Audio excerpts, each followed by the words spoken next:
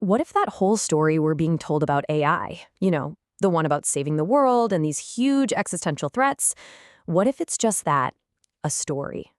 Welcome to The Explainer. Today we're diving into the work of journalist Karen Ha, who argues there's a powerful myth being sold to us, and we're all buying it. Here's the core idea. We are being gaslit. The entire public narrative, both the utopian promises and the apocalyptic dangers, is a carefully crafted myth. And it's a myth with a purpose: to concentrate power and generate enormous profit for just a few companies.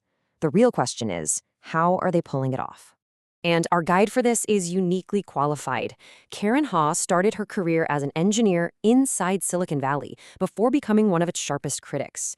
Her investigation is built on over 250 interviews, including more than 90 with current and former OpenAI employees. That gives us a pretty rare look behind the curtain. So where does this myth-making even begin? Well, according to Ha's investigation, it all starts with the industry's ultimate goal: artificial general intelligence, or AGI. AGI is the holy grail, right? But here's the catch, a really big one. There is no scientific agreement on what human intelligence even is. Seriously, psychologists, biologists, neurologists, they all have different definitions. So if you don't actually know what the destination is, how can you ever know if you've arrived? Hao argues this isn't an accident, it's a feature. If the goalposts are invisible, you can move them wherever you want. And this is where you can see those moving goalposts perfectly. The definition of AGI just conveniently changes depending on who's listening. When talking to Congress, it's a benevolent force that's going to cure cancer. To you and me, the consumers, it's the most amazing digital assistant. But to investors, like Microsoft, boom, it's a $100 billion revenue machine. The myth is flexible. But this isn't just a clever sales pitch. It's part of a much bigger strategy, what Hao calls the imperial agenda. It's basically a modern playbook for building an empire. And this playbook has 4 pretty clear steps. First, they claim resources that aren't theirs: our data, artists' work, land for data centers.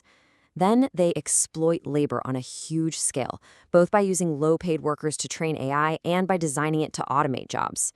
After that, they monopolize knowledge by hiring almost all the top researchers and quietly burying findings that challenge their story. And finally, they justify it all with that classic narrative: we're the good guys racing against an evil empire, usually China, so we need all these resources and control to save the world.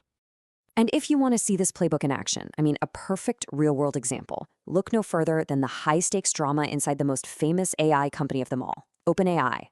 The story of OpenAI is a masterclass in persuasion and power plays. Back in 2015, Sam Altman basically adopted Elon Musk's language about an AI existential threat just to get him on board. By 2018, Musk was sidelined, and Altman took control of a new for-profit company. Then came the explosion in November 2023. Look at this timeline. In just a matter of days, the board fires him, only for him to get reinstated after massive pressure from investors. It was a corporate coup and a stunning reversal, all out in the open. And get this stock warning didn't come from an outsider. It came from Ilya Sutskever, OpenAI's co-founder and chief scientist.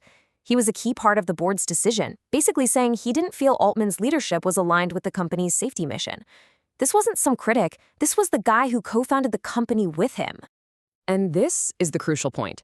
While OpenAI was projecting this image of stable, responsible leadership, the reality inside was apparently chaotic. Executives told the board that Altman was pitting teams against each other, creating an environment of mistrust. That is a dangerous pressure cooker for technology they believe could make or break the world. But these corporate power struggles aren't just boardroom drama. They have real, tangible costs for workers, for communities, and for the planet. The data shows that AI's disruption isn't spread evenly. It's hitting white-collar, entry-level, and mid-tier jobs the hardest. Roles in admin, media, and finance. This isn't just about job loss. It's about breaking the rungs on the career ladder, making it harder and harder for people to advance. And here's the vicious cycle. Many of those who are laid off, marketers, graphic designers, end up in the data annotation industry. They find themselves doing low-paid, precarious work, teaching AI models how to do the very jobs they were just forced out of. They're basically being paid to automate their own futures away. And the cost isn't just human. The physical infrastructure needed to power this empire is staggering. Just think about this number: 1 million. That's how many computer chips a single new OpenAI data center in Texas is projected to run, as part of a $100 billion project that will need the power of a major city. And these massive data centers are often built in vulnerable communities. They compete for scarce fresh water, they strain the local power grid, which leads to higher bills for residents, and they can cause pollution. In Memphis, Tennessee, a supercomputer was powered by methane gas turbines, pumping toxins into the air of a working-class community that wasn't even told what was happening. So what can be done? Is it all hopeless? According to this research, the answer isn't to stop AI. It's to stop building empires. It's about demanding a more democratic, sustainable, and equitable way of developing this tech. A really useful way to think about this is rockets versus bicycles. We've been so focused on building rockets, these massive general-purpose models that consume incredible resources for the benefit of a few. But we could be building more bicycles, smaller, more efficient AI systems designed for specific, beneficial tasks, like DeepMind's AlphaFold, which helps accelerate drug discovery with just a fraction of the cost. The point is, we can choose to build AI that serves specific, human-centric goals, rather than just building bigger models for the sake of accumulating power. The crucial takeaway here is that this future is not inevitable. It's the result of choices being made right now by a very small group of people. So the real question is, as these AI empires expand, are we going to challenge their agenda and insist on having a say in how this powerful technology is built and who it's built for? The future is still up for grabs.